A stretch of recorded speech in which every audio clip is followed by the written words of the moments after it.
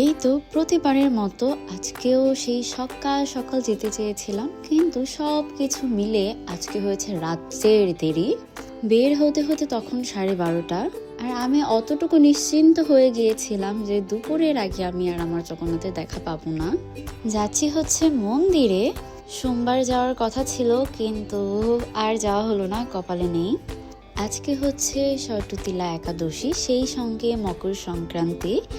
আর আজকের এই দিনটাতে আমাদের বাড়িতে সূর্যি মামা ওঠার আগে ভোরবেলা ঘুম থেকে উঠে স্নান করে তারপরে এখানে একটা পুজো করা হয়, পিঠে দেওয়া হয়, তারপরে ফাইনালি বাড়িতে পিঠে পর্ব শুরু হয়। এর আগে পিঠে বানানোর নিয়ম নেই, তবে এবার যেহেতু একাদশী আর মকর সংক্রান্তি একদিনে পড়েছে, তাই ওইগুলো কিছু হবে না। এই তো দেখতে দেখতে মেট্রোর এখানে চলে আসলাম, টিকিট করে এবার যাচ্ছি। আর এটা আমি নিশ্চিন্ত যে ট্রেন বিশাল ভিড় হবে, আর যা বলেছি তাই ওরকম ভিড়ই ছিল। এই সময়টা একদম লাস্ট মোমেন্টে ফাঁকা হয়েছে। তারপরে তো একটা রিক্সা নিয়ে নিলাম। এই তো এরপর মন্দিরে পৌঁছে ওইখানে কিছু সময় বসেছিলাম। আর দুপুরও যেহেতু হয়ে গিয়েছিল, মন্দির ততক্ষণে বন্ধ করে দিয়েছিল। আমার আর তখন জগন্নাথের দেখা হয়নি। আর এই যে দেখো কার সঙ্গে দেখা হয়েছিল আমার, আমি একটু ভয় ভয় আদর করে দিয়েছিলাম। তারপর এই তো প্রসাদ নিলাম।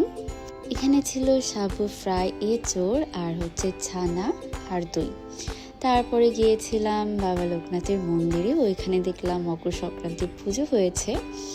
আর এই দিকে এত কিউট কিউট মা, আমার দেখে যে কি ভালো লাগছিল।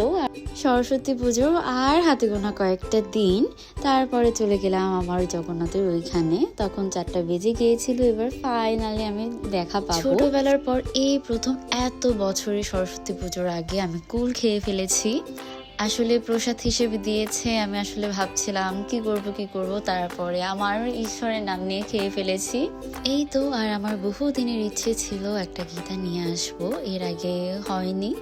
তারপরে এখানে এক প্রভু আমাকে দিয়েছেন। আর আসার সময় কি পরিমাণ যে ভিড় ছিল। যাই হোক, bye for now, see you in the next video.